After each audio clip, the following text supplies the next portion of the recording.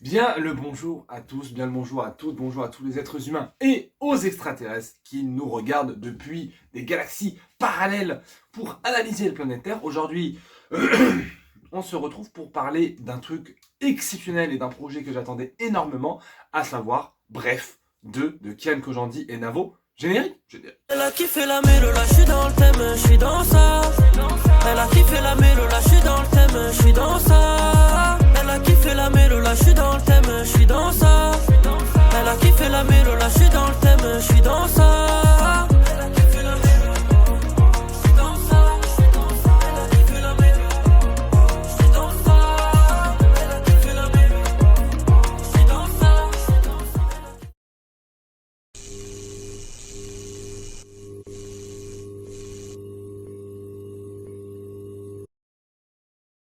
Alors, je vais avoir quelques problèmes sur Bref 2 parce que j'ai adoré. J'ai adoré, mais c'est pour moi un chef-d'œuvre total. Et en termes de date, j'entends, c'est pour moi la meilleure série française depuis Le Bureau des légendes. C'est-à-dire que je trouve que, et peut-être ça fera l'objet d'une... Je crois que j'avais déjà fait une vidéo là, à l'époque, mais voilà. La France n'est pas une terre de séries. Alors, que je m'explique. C'est une terre prolifique, c'est un pays où il y a... Bon, c'est ma pote ailleurs qui m'envoie des messages. C'est un pays où il y a énormément de séries. Les séries TF1, les séries France 2, les séries France 3, même sur Netflix, sur Amazon, il y a des créations françaises, mais qui n'arrivent jamais à rayonner déjà nationalement ou encore mondialement. Et il y a, je trouve, dans l'histoire des séries françaises, j'entends des qualités, séries françaises de qualité, pour moi il y en a deux. Il y a Le Bureau des légendes qui est tellement tendu, bien écrit, bien réalisé que ça a donné lieu à une adaptation américaine qui soit est déjà sortie, soit va sortir bientôt. J'ai pas regardé, c'est avec Michael Fassbender et Jeffrey Wright, je crois. Et il y a Kaamelott. Kaamelott qui est, je pense, en l'état actuel des choses, la meilleure série française, toute génération confondue. Parce que celui qui vient de dire que c'est Plus belle la vie, je lui mets directement un coup de chassé dans la glotte. Hein. Donc voilà. Et donc, là, trigger warning, on va parler vraiment de trucs vraiment Bresson, deep, suicide, harcèlement, tout ça, tout ça. J'ai découvert Bref 1 des années, mais des années après que ce soit fini sur Canal. Moi, j'ai découvert ça sur YouTube. Et j'ai tout regardé. J'ai tout regardé plusieurs fois. Et en fait, Bref, c'est un truc que j'ai trouvé non seulement très drôle, très bien écrit, hyper bien réalisé. Il y a du rythme, il y a du montage, il y a des idées de plans, c'est poétique, c'est farfelu, c'est très rêveur, mais dans le bon sens du terme. Donc c'est un projet que j'avais beaucoup aimé, et c'est surtout un projet auquel je m'étais identifié énormément au personnage de Kian, et même à plein d'autres personnages par-ci par-là, parce que quand j'ai regardé Bref, j'ai vraiment vu ce qu'allait être ma vie d'adulte quand j'étais parce que donc j'ai regardé Bref, c'était j'avais à peine 18 ans, enfin 17-18 ans, et donc je m'apprêtais à quitter mes parents pour arriver à Bordeaux, dans mon royaume.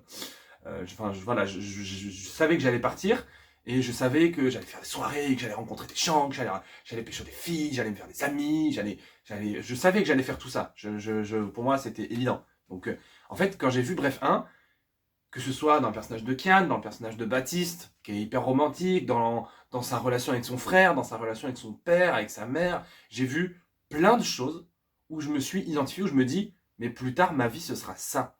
Et c'est exactement ce qui s'est passé. C'est-à-dire que pour moi, il y a plein d'œuvres dans lesquelles je me suis identifié, des personnages dans lesquels je me suis identifié.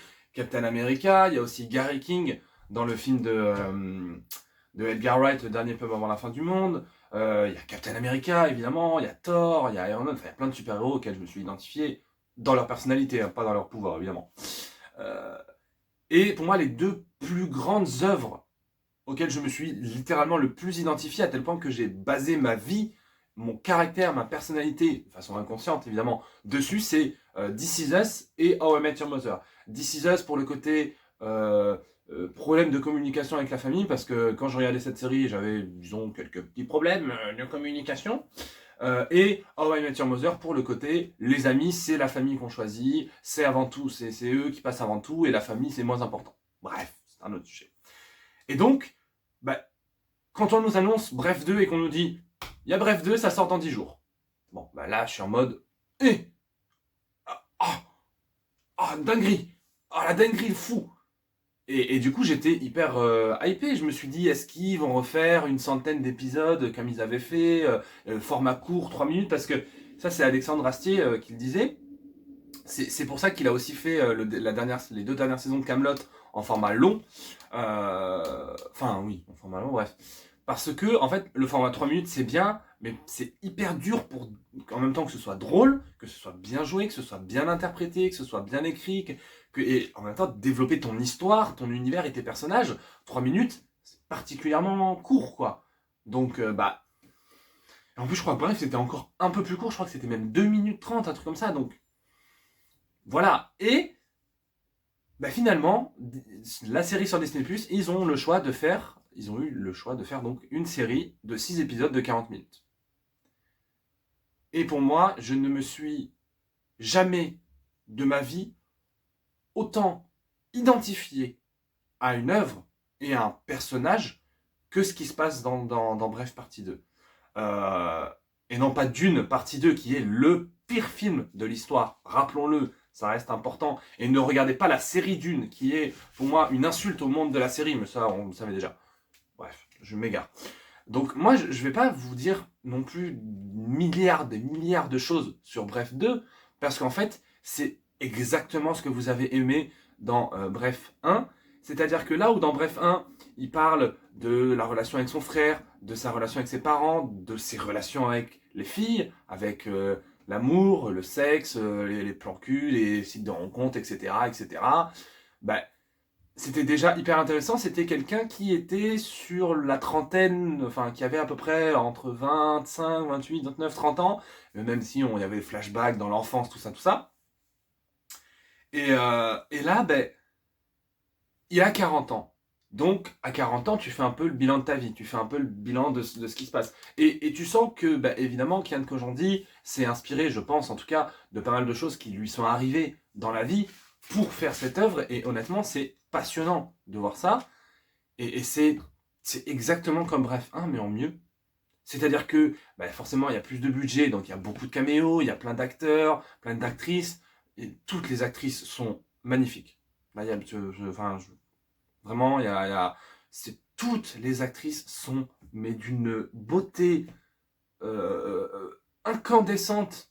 C'est-à-dire que c'est littéralement... moi, chaque fois que je voyais une actrice, j'avais un crush tellement elles étaient magnifiques. Dans l'écriture, on a Doria Tillier qui fait l'intro de la saison, qui a un rôle hyper intéressant. On a Laura Felpin qui est exceptionnelle, notamment dans la fin de saison. On a... Puis après, on a plein de petits caméos. On a évidemment Bérangère Krief qui fait Marla. Je trouve que c'est une série qui est hyper intéressante parce que elle porte un véritable regard sur la parentalité, sur les relations sociales, sur les relations sexuelles, sur les hommes, sur les femmes, sur finalement entre Bref 1 et Bref 2, il y a eu MeToo, il y a eu Balance ton porc. Qu'est-ce que ça change dans certaines relations? C'est subtil, je suis pas en train de dire que Bref 2 est une œuvre politique. Je dis juste que néanmoins, tu sens à l'écriture, notamment des scènes entre les hommes et les femmes, tu sens que il s'est passé quelque chose. Notamment dans le personnage de Ben, qui est un connard, quoi, globalement, qui harcèle sa meuf, bref. Donc tu sens qu'il y a des choses qui sont passées dans le monde, et ça porte un regard sur notre époque. Et pourtant, vous êtes en train de nous dire, mais attends, Captain, Kian Kojandi, il a 40 ans, t'en as 22, comment tu peux t'identifier à ce mec? Mais parce que je sais, comme pour Bref 1, je sais qu'à 40 ans, je serais potentiellement comme ce mec. Alors, attention, si vous avez vu la série, je ferai pas les mêmes choix que ce mec, parce que moi, j'ai été voir un psy. Donc moi, je me remets en question tous les putains de jours. Lui, c'est tout l'enjeu de la série, c'est qu'il faut qu'il se remette en question pour que ses relations fonctionnent. Bon, moi déjà, il faudrait que j'ai déjà une relation pour qu'elle fonctionne. Mais ça, c'est un autre sujet. Ça viendra. Mesdames, si jamais. Pardon, je me suis fou égaré. Mais, mais oui, tout m'a touché dans. Alors, sans spoiler, il y a 2 épisodes qui sont centrés sur le père, enfin, où le père est vraiment le sujet principal de l'œuvre. J'ai chialé. Mais j'ai chialé mes grands morts. Voilà, il n'y a pas de honte. J'ai chialé mes grands morts parce que il y a vraiment des scènes, il y a vraiment des moments, des phrases où je me suis dit, mais mon père aurait pu dire ça. Alors, mon père n'est pas mort, attention, hein, il est en parfaite santé et tout va bien. Mais genre vraiment, j'étais en mode, mais mon père pourrait faire ce genre de choses, je pourrais vivre ce genre de scène.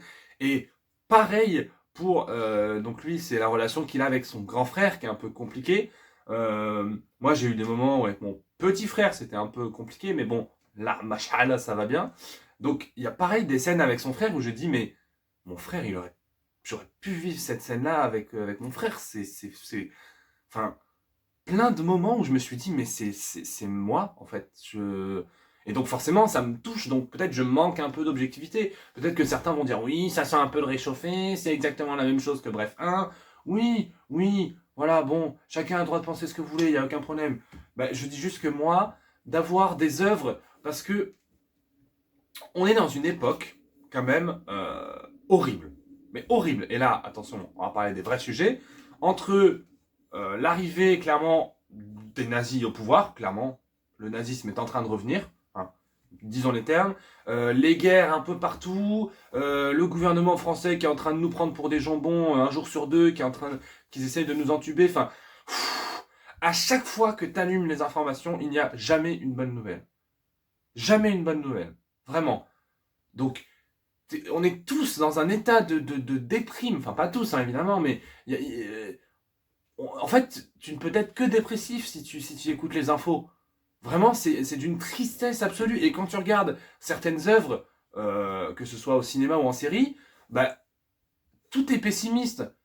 Genre, je parle par exemple aux gens qui regardent les animés. C'est une des raisons pour lesquelles j'aime pas les animés. C'est que c'est quand même particulièrement pessimiste, hein. Enfin, tout est triste, tout le monde chiale, oh, ça va, hein. Et vous allez voir le rapport que je vais faire. Ben, d'avoir une œuvre comme Bref 2, qui nous parle de l'amour, qui nous parle de l'amitié, de comment les gens évoluent, de ah bah tiens, mon pote il a eu un enfant, mon pote il s'est marié, mon frère il a un boulot et moi j'ai rien, et nanani et nanana. Ben, d'avoir une œuvre qui traite de sujets profonds et de sujets parfois graves, tout en étant avec cette légèreté, cette note d'espoir, cette note vraiment de positif, eh bien honnêtement, ça fait vraiment du bien à voir. Surtout en France. D'avoir quelque chose de cette qualité-là, parce que évidemment, voilà, le montage est super, on sent qu'il y a du budget, les plans sont magnifiques, la photo, tout le monde joue bien, c'est hyper bien interprété, chaque caméo, il y a des caméos hyper marrants, notamment Alexandre Astier qui joue un psy complètement alcoolique, ou Jean-Paul Rouve qui joue Jean-Jacques, tout est super, enfin, moi j'ai trouvé que c'était une œuvre qui était merveilleuse, je pense que c'est le mot, ce sera peut-être, tout n'est que métaphore, rêverie et féerie. Alors ça plaira pas à tout le monde, certains sont peut-être un peu plus cartésiens, ils vont des trucs un peu plus concrets, mais moi c'est une œuvre qui m'a touché directement, vraiment, dans mon petit cœur, vraiment puissamment, donc je ne peux que vous recommander d'aller voir ça. Au contraire de Dune 1 et 2, qu'il ne faut vraiment ne pas revoir, que ce film tombe dans l'oubli. Par exemple, pour finir, hein, hier c'était la Saint-Valentin, je suis sorti avec mes potes et tout, j'ai une amie qui est en couple, donc évidemment elle n'était pas avec nous, et plutôt que de faire un petit repas, un petit resto de Saint-Valentin, ou même un Deliveroo, elle a regardé Dune 2. Vous vous rendez compte? Vous vous rendez compte? Mais quelle indignité! Mais quelle indignité! Non mais c'est inadmissible de faire ça. Bref. Oh, bref. Bref. Regardez Bref 2 de Kian Kojandi et Navo, c'est merveilleux, c'est émotionnel, c'est drôle, ça porte un regard sur l'époque, sur la vie, sur l'amour Voilà. C'est merveilleux. Bref, c'était Captain Melboy, je vous dis à bientôt pour de nouvelles aventures. Peace!